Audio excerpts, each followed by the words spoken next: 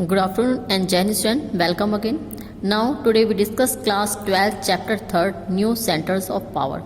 In this video we discuss about SAARC association. In previous video we discussed EU and ASEAN. In this video we discuss SAARC. आपके जो previous syllabus था उसमें SAARC add नहीं था. New syllabus according to syllabus 2020-2021 SAARC and India China ये topic आपके add हुए हैं. सार्क हो गया, ब्रिक्स हो गया and rise of Chinese economy तो आप लोगों का पहले था ही. रशिया, इंडिया एंड इजराइल ये टॉपिक आपके न्यू सिलेबस में ऐड हुए हैं. So today we discuss SAARC. SAARC stand for the South Asian Association for Regional Cooperation. जो ये कॉपरेशन थी, ये एसोसिएशन थी, ये साउथ एशिया की कंट्रीज़ ने मिलकर बनाई थी. लाइक EU की तर्ज पर ये जो कंट्रीज़ थी ये काफ़ी ज़्यादा रिच नहीं थी, तो ये अदर कंट्रीज़ पे डिपेंड थी. सो इन्होंने इंडिपेंडेंट होने के लिए एक ग्रुप बनाया, एक एसोसिएशन बनाई. इसमें फर्स्टली 7 कंट्रीज़ इसकी जो 5-6 कंट्रीज़ थी वो पहले इसकी मेंबर्स थी. और वो कौन कौन सी कंट्री थी? India, Pakistan, Bhutan, Nepal, Sri Lanka, Bangladesh. Now in current इसमें अब 7 कंट्रीज़ हैं. उनमें सबसे है अफ़गानिस्तान. अफ़गानिस्तान इसमें 2005 में ऐड हुए. Established in 1985. जो सार्क था ये 1985 8 दिसंबर 1985 को इस्टेब्लिश हो गया था.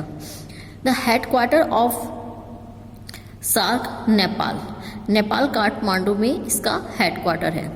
SAARC is a regional initiative by the South Asian state to involve cooperation through multilateral means. Due to political differences, SAARC has not had much success. SAARC members signed SAFTA, the South Asian Free Trade Agreement, which promised that the formation of a free trade zone for the whole South Asia. जो SAARC को बनाने का main reason ये था कि जो भी उसके कंट्रीज़ हैं, जो भी मेंबर्स कंट्रीज़ हैं, उनमें आपस में रिलेशन बेस्ड हो और उनकी जो इकोनॉमिक डेवलपमेंट है वो भी प्रॉपरली हो पाए. बट ये जो एसोसिएशन था, ये जो ग्रुप था, ये सक्सेस नहीं हो पाया. जिस तरह से EU और आशियन सक्सेस हुए उस तरह से ये सक्सेस नहीं हो पाया. और इसके पीछे रीज़न क्या था? बिकॉज आप इसमें नेम देखिए, इंडिया, पाकिस्तान, जो हमेशा ही जिनके बीच में कोई ना कोई डिस्प्यूट रहता है, कोई कन्फ्लिक्ट रहता है, इस रीज़न से ये सक्सेस नहीं हो पाया. और अदर जो कंट्रीज़ हैं, इंडिया, भूटान, नेपाल, श्रीलंका, बांग्लादेश, इनसे ये जो नेबरिंग कंट्रीज़ है, इनसे इंडिया के रिलेशन अच्छे हैं. और ये कंट्रीज़ आपस में एक दूसरे पे कभी भी इन लोगों ने ट्रस्ट नहीं करा. ठीक है, तो कोई भी अलायंस, कोई भी ग्रुप बनाते हैं वो तभी सक्सेस होता है जब उस ग्रुप में सब मेंबर्स एक दूसरे पर ट्रस्ट करें. और बट इस ग्रुप में ऐसा नहीं था. SAARC members signed SAFTA, the South Asian Free Trade Agreement, which promised that the formation of a free trade zone for the whole South Asia. लेकिन इस चीज़ को बेटर करने के लिए सार्क ने एक ट्रीटी करी, इसको साफ्टा नेम दिया गया था, south Asian free trade agreement. ये एग्रीमेंट क्या था? फ्री ट्रेड एग्रीमेंट था कि जो भी इसकी मेंबर कंट्री हैं वो आपस में फ्री ट्रेड रखेंगी. मतलब आपस में उनका जो भी उनका बिजनेस होगा, जो ट्रेड होगा वो फ्री होगा. But for whole South Asia. But ये इसके कारण जो अदर मेंबर कंट्रीज थी उन्होंने इसके ऐसा नहीं हो पाया. बिकॉज इसमें सबसे ज़्यादा जो पावरफुल थी वो इंडिया थी, पॉपुलेशन के बेस पे भी, इकोनॉमिक बेस पे थी. और इंडिया चाहती थी कि जो उसके मेंबर कंट्री है साफ्टा पे साइन करे.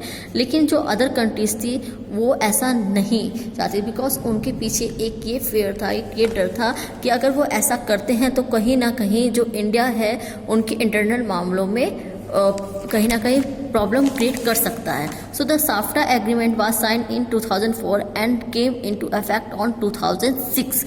ये जो एग्रीमेंट था 2004 में साइन करा गया था और ये इफेक्ट कब हुआ? 2006 में. Objective of SAARC to promote the welfare PF the people of South Asia and to improve their quality of life.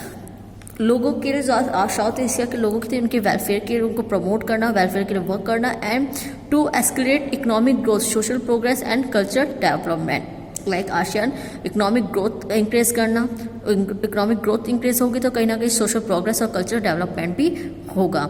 And to contribute mutual growth, और कहीं ना कहीं जो म्यूचुअल जो रिलेशन है उनको बेस्ट बनाना, बिकॉज बेस्ट जब भी इसकी ईयरली जो भी मीटिंग होती हैं उसमें क्या है, अधिकतर हमारे जो रिलेशन है किससे ख़राब रहते हैं, वो पाकिस्तान से रहते हैं इसमें। लेकिन इस जो ग्रुप है और इसके रिलेशन को, इस ग्रुप से सबसे ज़्यादा जो मतलब रहता है वो किसको रहता है, वो अमेरिका एंड चाइना को रहता है, बिकॉज वो कभी भी नहीं चाहता है कि हमारे रिलेशन पाकिस्तान से बेस्ट हो।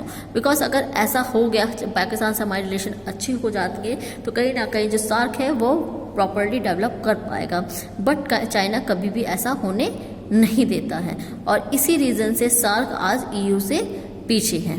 Now thank you student. ये जो आपका टॉपिक है इसमें से इम्पोर्टेंट क्वेश्चन आता है, और वो क्वेश्चन है the SAARC is a major regional initiative by South Asian states to involve cooperation through multilateral means, analyse this statement. Analyse करना, तो इसमें आप पूरा यही जो मेरा टॉपिक आपको बताया है वो पूरा राइट कर सकते हैं, आपको 5 मार्क्स फुल मिल जाएंगे। ठीक है, okay, thank you student. In next video we discuss other topic. Thank you, जय हिंद।